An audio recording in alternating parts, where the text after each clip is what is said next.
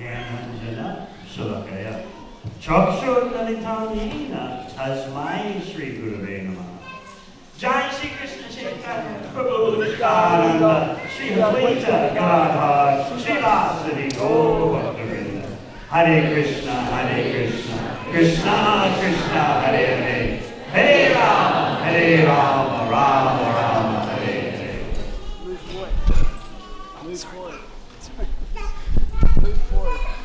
Krishna gives instructions.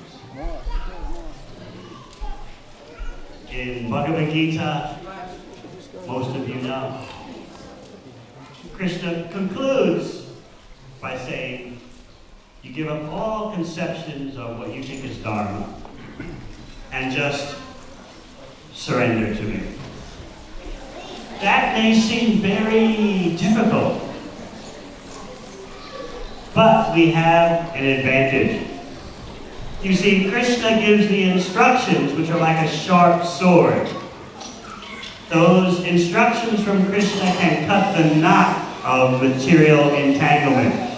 And it is material entanglement that's causing all our problems.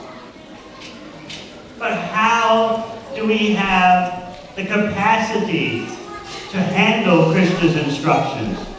How do we have the necessary ability to carry out Krishna's instructions? This is why Lord Balarama is so important. Bala means spiritual strength, not material strength. Balaram gives the strength to carry out Krishna's instructions. This is very important because you may be in anxiety. Oh, I know what Krishna says, but how will I ever apply it? I just don't have it in me. I am weak. On Balaram's appearance day, you can pray to Lord Balaram for the strength to carry out Krishna's instructions. There is practically no difference between Krishna and Balaram. They're that close. Krishna is Sham Sundar, the color of a beautiful dark rain cloud. And Balaram is whitish. Krishna likes to wear yellow dhoti, Balaram wears blue. That's practically the main difference. They're so close. Balaram has his pastimes, which sometimes show a difference with Krishna. Unity in diversity. You see that after Balaram dispatched Romaharshan. A most unusual situation. Balaram had left where the Pandavas and Kauravas had just about begun the Battle of Kurukshetra. He left and went on tour of pilgrimage sites. So he arrived at Naimisharanya. How many of you here have been to Naimisharanya? Yes, it still exists today. So Balaram arrived, and there was a great gathering meant to go on for thousands of years. That may seem astonishing to you. Why would sadhus gather for thousands of years? What do they have to do? What is so important? They're discussing spiritual science, which is endless. They had elected Romaharsana as the chief speaker, the representative of Vyasadeva. Indeed, Romaharsana was a disciple of Vyasadeva, the literary incarnation of Godhead. He was speaking, expounding. He had studied all the Vedic literatures. He was erudite. But evidently there was a big defect which was revealed upon the arrival of Sri Baladev. Lord Balaram happened in on to the gathering. Everyone stood up, offered their respects Everyone except Maharshi. Maharshi was thinking, I'm on the Vyasa-san, I'm speaking, I don't have to show any greeting to someone who enters while I'm speaking. Bear in mind that Balarama is no ordinary person, therefore the ordinary etiquette does not apply. Everyone else knew that. All the sages in the audience knew that. They stood up, welcomed Balarama, offering their respects, but not Maharshi. So this event caused Lord Balaram to start thinking about the material background of Maharshi. We're not the body, but Maharshi was acting like he's the body. Maharshi was thinking, I am of a higher caste than Balaram. Balaram is a Kshatriya. I am a Brahmana. Bodyism, casteism. Seems to always be a factor. There was something else going on too that the acharyas reveal in their commentary. Maharshi was actually seated on a hugely high Vyasa-san, high above Balaram. So Balaram took that into account also. So Balaram began to consider, wait a minute, he's not a pure Brahmana. One of his parents is a Kshatriya. The other parents are Brahmana. So if he wants to get material about who's the higher caste, he's the last person who should be doing that. How can he hold himself, materially speaking, above all these great sages in the audience, who, if you want to look at things materially, they're full Brahmanas, whereas Maharshi is mixed. He's a mixed parentage. Again, Balarama is thinking, you want to be material? Okay, let's get material. Let me point out the reality here. So Balaram began to consider his mission statement. I'm in this world in order to vanquish adharma, vanquish irreligiosity. And here we have a prime example of adharma, irreligion. This Maharshi is masquerading. He's supposed to be a disciple of Vyasadeva, but he refuses to recognize the conclusion of all the Vedas. He studied all the Vedas, but what's the use? He doesn't know. Vedaishta sarvara Veda, as Krishna says in Bhagavad Gita. By all the Vedas, I am to be known. I am the conclusion of the Vedas. Maharshi missed the boat, so to speak, completely. And Balaram considered this to be a very serious offense, particularly because it was done in public in such a huge gathering, and you have such a demonstration of irreligiosity. So after thinking all of this way, Balaram decided to take action. He just picked up a piece of kusha grass. Kusha grass, you know, is what is used in yajnas, sacrificial ceremonies, to make the mats that the yajna priests sit on. Balaram just picked up a piece of kusha grass and touched it to Maharshi, and that was the end of Maharshi. So what happened next? All the sadhus let out a cry. Oh, Balaram, what have you done? They knew Balaram is the Supreme Personality of Godhead, so why are they upset? They're simply doing that to set an example for the ordinary person. They explain, Balaram, we know you're the Supreme Personality of Godhead, but this man is a Brahmana. You killed a Brahmana. Moreover, we gave him such great benedictions. We promised him to live for thousands of years, at least until the end of this convocation, this gathering, which is supposed to last for thousands of years. We gave him the blessings of full vitality, full health, full strength. So you've not only killed him, but you've gone against our benedictions. What is to be done? Balarama immediately replied, if you like, I can bring him back to life with more strength and vitality than what he had before. I can do that. Tell me whatever you want. I can do whatever you want. This is Balarama showing how the Kshatriyas are supposed to take advice from the Brahmanas. He put himself forward as, you tell me. Whatever you say, I don't know. You are the Brahmanas. So the Brahmanas told him, no, we don't want you to counteract what you've done, because whatever you've done is perfect. So we don't want you to bring him back to life.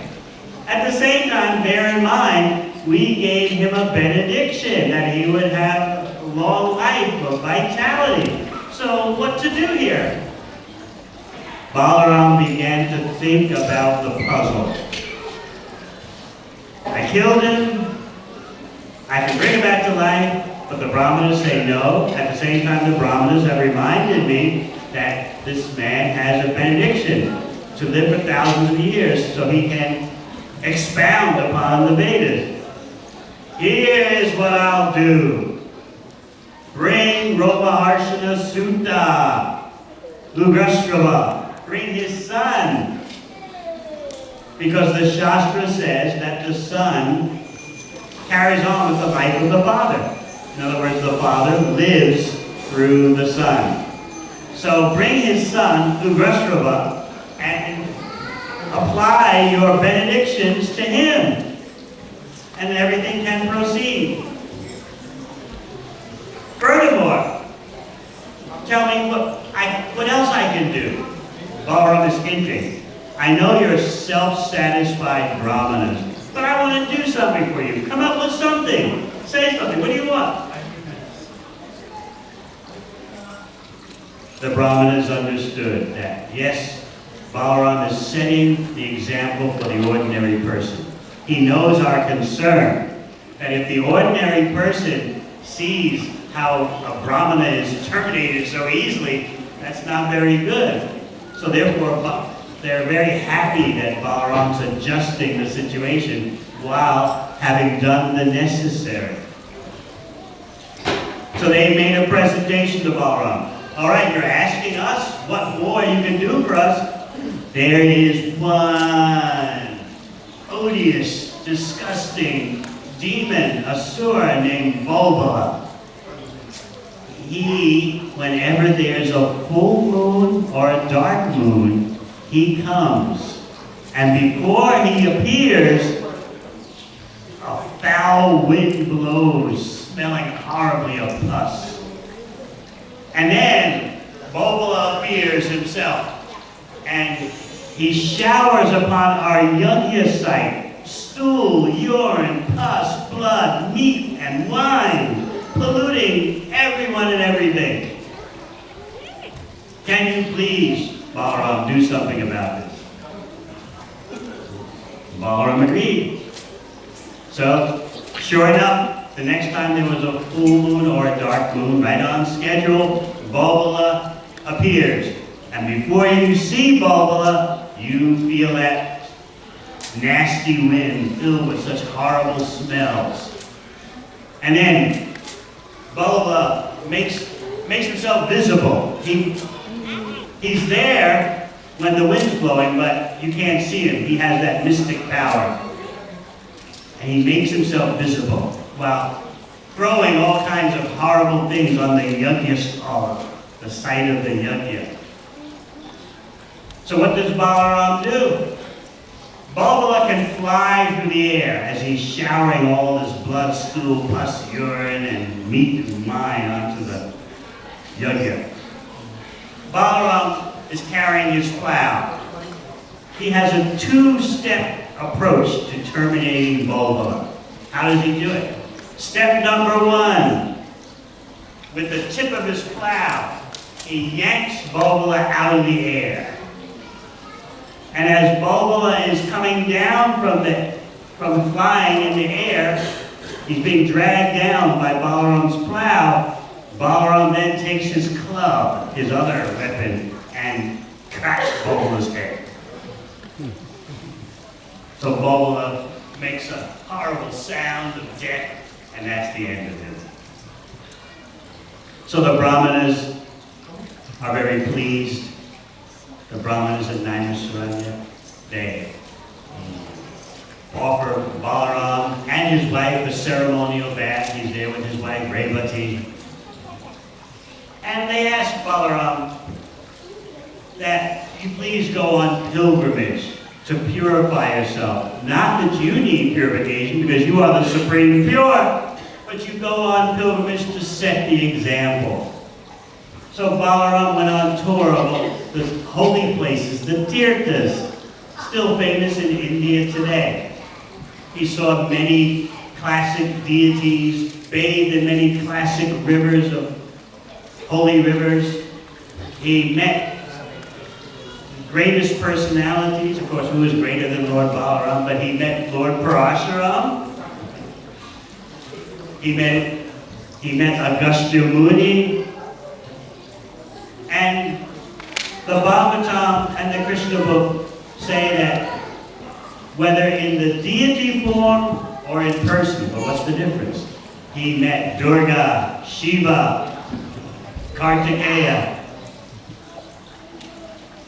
He even went to Ganga Sagar, the mouth of the Ganga. And what tirtha is near Ganga Sagar? Jagannath Puri. So Balaram considered going to see Lord Jagannath in Puri, the Acharyas say. Jiva Goswami says that. Sanatana Goswami says it also. But why didn't Balaram drop in to see Jagannath, Baladev, and Subhadra? Number one, the Acharyas say, he knew. My brother Krishna has appeared in his original form, and with him are all the avatars, all the incarnations. So why do I need to go to see Lord Jagannath? Number two, I'm there with Jagannath as Baladev. It would look very strange me going to offer obeisances to myself. So he gave it a miss. So he gets back to the area of Naimisaranya in North India, and he hears through the grapevine, through the Brahmana grapevine, that the Kurukshetra war is practically over and that everyone is dead. Practically everyone is dead. A few survivors, like the Pandavas. Balaram thought to himself about that and said, this is proper. This is relieving the burden of the earth. So he arrived back in the area of Kurukshetra during the final last moments. The huge armies on both sides had been annihilated. They had killed each other. But Bhima and Duryodhana were still fighting. They were prancing around as if dancing. They were so like ballet warriors. They were so expert at what they were doing. So Balaram enters upon that scene. Lord Krishna is there. Yudhisthira Maharaj is there. The Arjuna. They're watching. Uh-oh, here's Balaram showing up at this moment. We know he's partial to Duryodhana. In fact, he taught Duryodhana how to fight with the club. Is Balaram going to say something to try to influence the situation, or will he be quiet? So what did Balaram do? He started lecturing Bhima and Duryodhana. He said, Bhima, you are unsurpassable in your physical strength. Duryodhana, you are unsurpassable in your skill with the club. I taught you, I know. Neither of you is going to win. You're evenly matched. One is stronger, the other has better club fighting technique. I urge you both, stop it. What was the response? Bhima and Duryodhana couldn't get out of their mind the insults of the other. I remember you said this, I remember you did that, you insulted me. Sometimes our own devotees get like that, you know. Bhima and Duryodhana could not get over it. They couldn't get over the insults they had hurled upon each other. And so they disregarded Balarama. So what was Balarama's conclusion? This is destiny. This is actually, when he says this is destiny, he means this is what my brother wants. All right, I'm out of here. What's going to happen is going to happen. So it seemed that Krishna and Balarama had a disagreement about how to handle Duryodhana. But actually, there is unity in the diversity. The Acharyas explain that by Balarama favoring Duryodhana, Duryodhana became more proud. And as we say, the bigger they come, the harder they fall. So because Duryodhana became more proud, he became a much bigger target. He was much easier. It was much easier to recognize that he's got a massive problem.